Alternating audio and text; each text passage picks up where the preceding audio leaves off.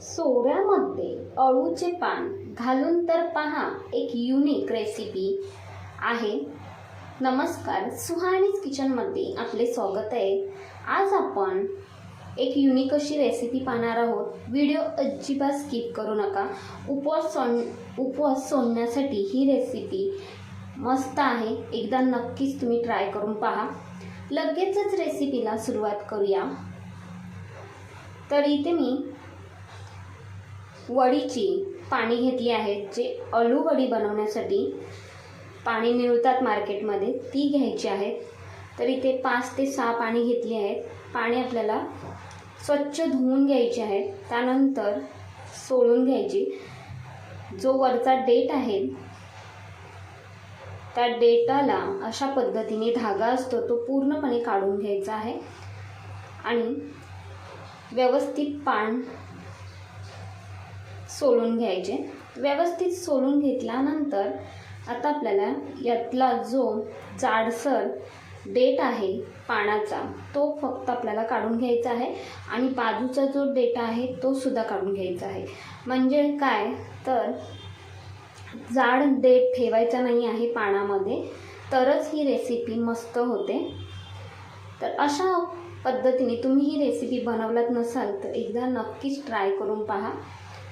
तर डेटसुद्धा काढून घेतला. त्यानंतर पानाला अशा पद्धतीने कापून घ्यायचे सुरीच्या साहाय्याने आणि फोल्ड करून घ्यायचं आहे.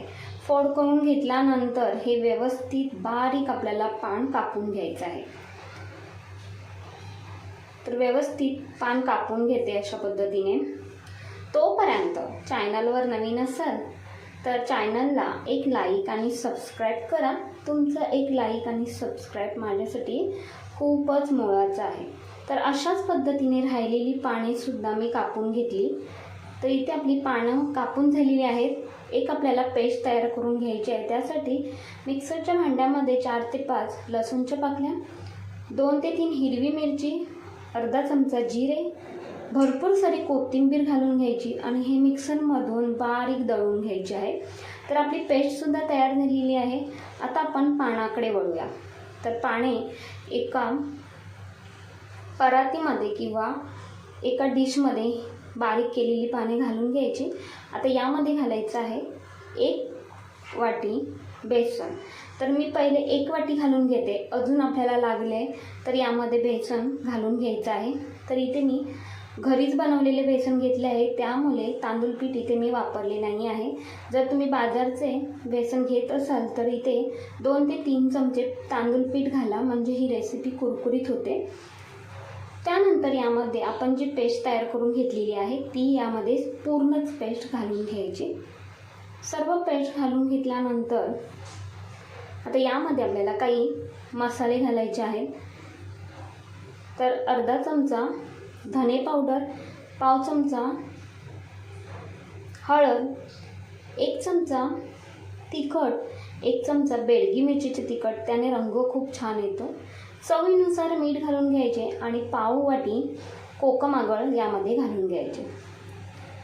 कोकम आगळ जरूर घालायचे, कारण अळूच्या पानांना खाजरटपणा असतो, त्यामुळे कोकम आगळ घातल्याने त्यातला जो खाजरटपणा आहे तो कमी होतो.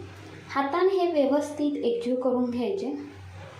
व्यवस्थित एकजीव करून घेतल्यानंतरच यामध्ये आपल्याला अजून थोडेसे बेसन लागणार आहे, ते यामध्ये मी ॲड करणार आहे. पाण्याचा इथे वापर अजिबात मी केला नाही आहे. जसे लागेल तसेच आपल्याला यामध्ये पाणी घालून घ्यायचं आहे. तर अजून मी यामध्ये अर्धी वाटी बेसन घालून घेतले आणि ते सुद्धा व्यवस्थित एकजीव करून घ्यायचे यामध्ये. तर ही रेसिपी तुम्ही एकदा बनवलात ना तर सारखेच बनवून खाल, एवढी चवीला मस्त लागते. मिक्सरच्या भांड्यामध्येच थोडेसे पाणी घालून घेतले आणि तेच पाणी यामध्ये घालून घेते. तर व्यवस्थित हे भिजवून घ्यायचे आहे.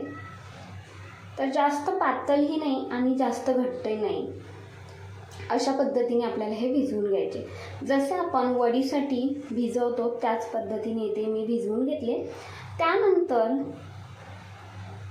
सोऱ्याला आतमधून तेल लावून घ्यायचे आणि आतमध्ये जी आपण चकलीला चकती वापरतो ती यामध्ये लावून घेतली आहे.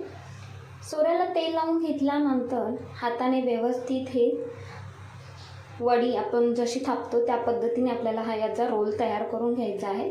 व्यवस्थित रोल तयार करून घेतल्यानंतर सोऱ्यामध्ये घालून घ्यायचा आहे. तर व्यवस्थित सोऱ्यामध्ये रोल घालून घ्यायचा आणि झाकण लावून हे बंद करून घ्यायचं आहे. तर व्यवस्थित बंद करून सुद्धा घेतलं. आता लगेचच आपल्याला याचं काय पाडायचं आहे तर चकली पाडून घ्यायची आहे. तर अशा पद्धतीने अळूवडी तुम्ही नक्कीच बनवून पहा. तर चाळणीला तेल लावून घेतले आहे थोडेसे आणि त्यानंतर चाळणीवरतीच इथे मी चकली पाडून घेते. तर अशा पद्धतीने तुम्ही युनिक अशी अळूवडी एकदा नक्कीच बनवून पहा. तर आता अशा पद्धतीने ही एक चकली पाडून घ्यायची. अगदी इझिली पडते. पाहताय तुम्ही. मध्ये मध्ये तुटली तरी काही हरकत नाही. आपल्याला छोट्या मोठ्या अशा आकाराच्या या चकल्या पाडून घ्यायच्या आहेत. तर इथे मी चकल्या पाडून घेतल्या. आता लगेचच आपल्याला वाफवून घ्यायचे आहे. त्यासाठी गॅसवरती कढईमध्ये पाणी गरम करायला ठेवले आणि त्यावरती चाळण ठेवून घ्यायची आणि आपल्याला झाकण ठेवून यावरती 10 ते 15 मिनिटवर फक्त वाफवून घ्यायचे आहेत. व्यवस्थित वाफल्या जातात 10 ते 15 मिनिटामध्ये. तर एक युनिक अशी ही रेसिपी आहे. या अगोदर आपण रोलवडी अळूवडी बनवतो, पण अशा पद्धतीने अळूवडी तुम्ही केव्हाच बनवलाच नसाल. तर इथे 10 ते 15 मिनिटानंतर झाकण काढून घेतले आणि हाताला अजिबात बेसन लागत नाही आहे, म्हणजेच मिश्रण लागत नाही आहे. म्हणजे व्यवस्थित आपली ही वडी वाफली गेली आहे. तर राहिलेल्यासुद्धा अशाच पद्धतीने वड्या व्यवस्थित अशा ह्या वाफवून घेतल्या. त्यानंतर लगेचच तळूनसुद्धा दाखवते. गॅसवरती तेल गरम करायला ठेवले आणि त्यामध्ये 3 ते 4 वड्या सोडून घ्यायच्या. गॅसचा फ्लेम मध्यम ठेवायचा. मध्यम आचेवरती व्यवस्थित आपल्याला या वड्या कुरकुरीत होईपर्यंत तळून घ्यायच्या आहेत. चवीला म्हणाल तर जबरदस्तच लागतात. एकदा नक्कीच तुम्ही अशा पद्धतीने वड्या तयार करून घ्या. सर्वांनाच आवडतील. तर त्याच पद्धतीने अळूवडी खाऊन तुम्हाला कंटाळा आला असेल किंवा उपवास सोडण्यासाठी सुद्धा अशा पद्धतीने ही वडी एकदा नक्कीच ट्राय करून पहा. तर व्यवस्थित अशी ही वडी मी तळून घेतली. तळून घेतल्यानंतर एखाद्या टिश्यू पेपरवरती काढून घ्यायचे.